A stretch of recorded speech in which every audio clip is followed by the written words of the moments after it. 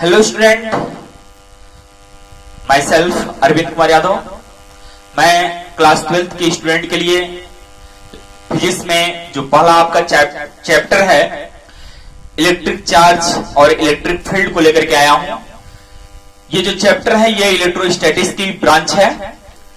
तो सबसे पहले मैं जानने का प्रयास करता हूं कि इलेक्ट्रोस्टैटिक्स है क्या। एक्चुअली जो इलेक्ट्रोस्टैटिक्स है एक और ब्रांच है, इसके आगे आप पढ़ेंगे जिसको हम इलेक्ट्रोडायनेमिक्स कहेंगे। तो दोनों ही ब्रांचेज आपके वो इलेक्ट्रोमैग्नेटिज्म की ब्रांच है। तो जानने का प्रयास करें कि इलेक्ट्रोस्टैटिक्स है क्या। तो इलेक्ट्रो मतलब होता है इलेक्ट्रॉन, ये वर्ड जो लिए गए हैं ये इलेक्ट्रॉन से, और इलेक्ट्रॉन एक प्रकार का हमारा क्या है, चार्ज है। और स्टैटिक्स का मतलब होता है रेस्ट या स्टेशनरी, तो हम कह सकते हैं ये हमारा रेस्ट। तो चार्ज के रेस्ट पोजीशन का डिस्कशन जिस ब्रांच में हम करते हैं, चार्ज के रेस्ट पोजीशन का डिस्कशन हम जिस ब्रांच में करते हैं उसे हम इलेक्ट्रोस्टैटिक्स कहते हैं। तो electrostatics is the branch of electromagnetism in which we can discuss about the rest position of charges. Electrostatics में कुछ चैप्टर्स आपके इंपॉर्टेंट है जिन्हें आपको पढ़ना है। जैसे आपका पहला चैप्टर है इलेक्ट्रिक फील्ड, जिसमें आप ये भी पढ़ेंगे इलेक्ट्रिक चार्ज भी, इलेक्ट्रिक फील्ड। दूसरा होगा आपका इलेक्ट्रिक पोटेंशियल।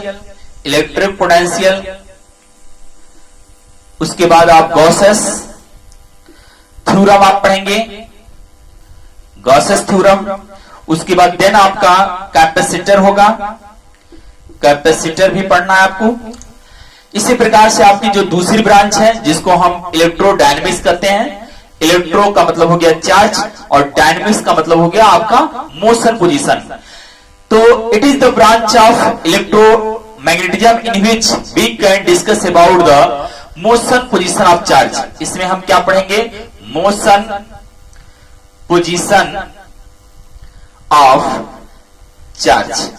तो जिस ब्रांच में हम चार्ज के मोशन पोजीशन का डिस्कशन करते हैं उसे हम इलेक्ट्रोडायनेमिक्स कहते हैं। इलेक्ट्रोडायनेमिक्स में जो चैप्टर आपको पढ़ने हैं खास करके करंट इलेक्ट्रिसिटी, तो करंट इलेक्ट्रिसिटी में इसी को हम इलेक्ट्रोडायनेमिक्स को दूसरे शब्दों में हम करंट इलेक्ट्रिसिटी भी कहते हैं, करंट इलेक्ट्रिसिटी भी कहते हैं। इसमें इलेक्ट्रिक कंडक्शन भी पढ़ेंगे आप, इलेक्ट्रिक कंडक्शन। दूसरा आप इसमें पढ़ेंगे सिंपल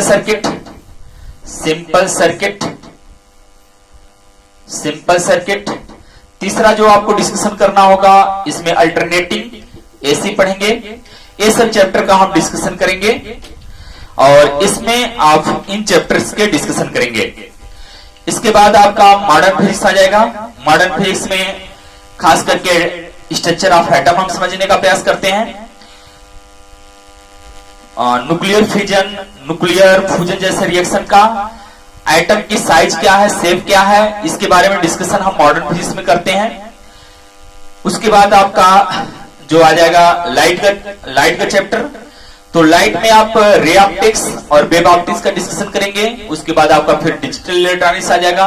डिजिटल इलेक्ट्रॉनिक्स में खास करके आप सेमीकंडक्टर डिवाइसेस का स्टडी करते हैं। तो सबसे पहले हम जानने का प्रयास ये करेंगे कि चार्ज हमारा है क्या। तो सबसे पहले मैं चार्ज की डिफिनेशन देता हूं कि चार्ज है क्या, what is the charge. Charge हम किसे कहेंगे, ये इंपॉर्टेंट पॉइंट है।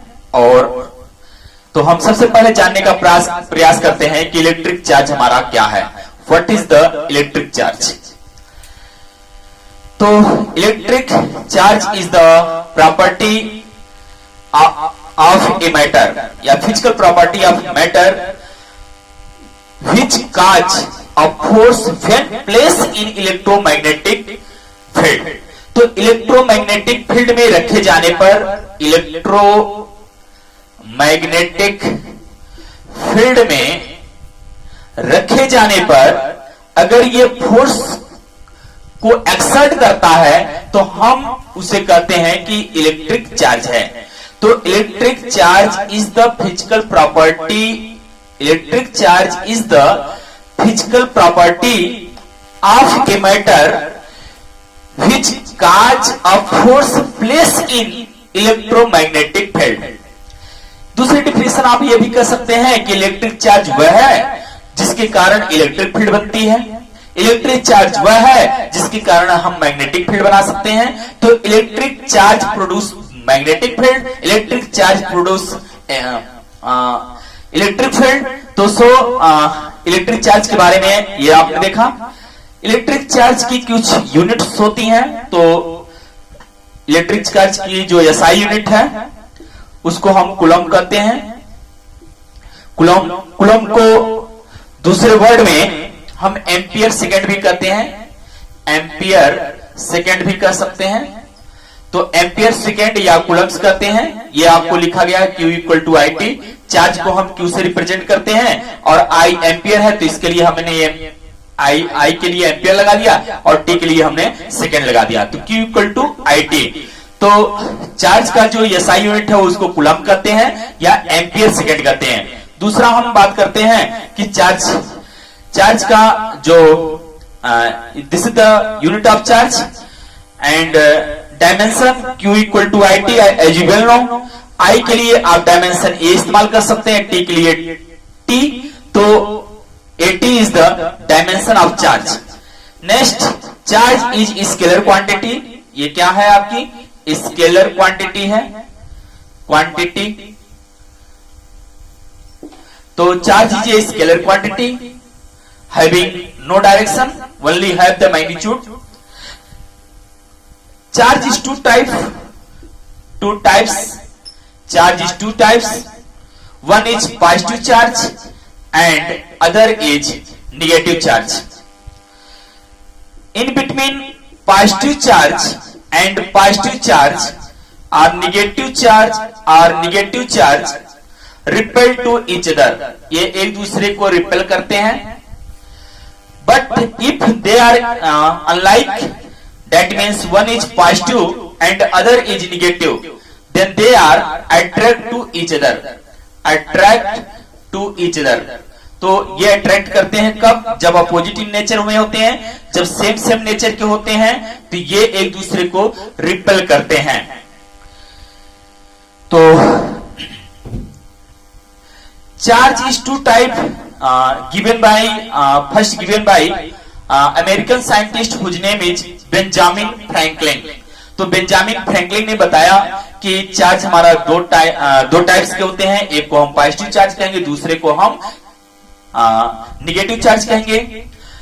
चार्ज के बारे में और अगर हम बात करते हैं तो किसी भी आइसोलेट सिस्टम का जो टोटल चार्ज होता है वो कंजर्व होता है। दैट मींस जितने उसमें पॉजिटिव होंगे उतने ही उसमें निगेटिव होंगे। तो आइसोलेट सिस्टम का जो टोटल चार्ज होता है वो शून्य होता है या कंजर्व होता है। आप ये भी कह सकते हैं कि चार्ज को न तो हम क्रिएट कर सकते हैं, ना तो हम चार्ज को डिस्ट्रॉय कर सकते हैं। This is the law of conservation of charges. जैसे एग्जांपल के तौर पर आप ये कह सकते हैं कि अर्थ का जो टोटल चार्ज है वो 0 है, फिर भी हम अर्थ के अकॉर्डिंग हम पॉजिटिव भी ले सकते हैं, अर्थ के अकॉर्डिंग हम निगेटिव ले सकते हैं। लेकिन जितने अमाउंट में इसमें पॉजिटिव चार्ज है उतने ही अमाउंट में अर्थ के अंदर निगेटिव चार्ज है। So the total charge of earth is equal to 0। तो दिस अबाउट द चार्ज। तो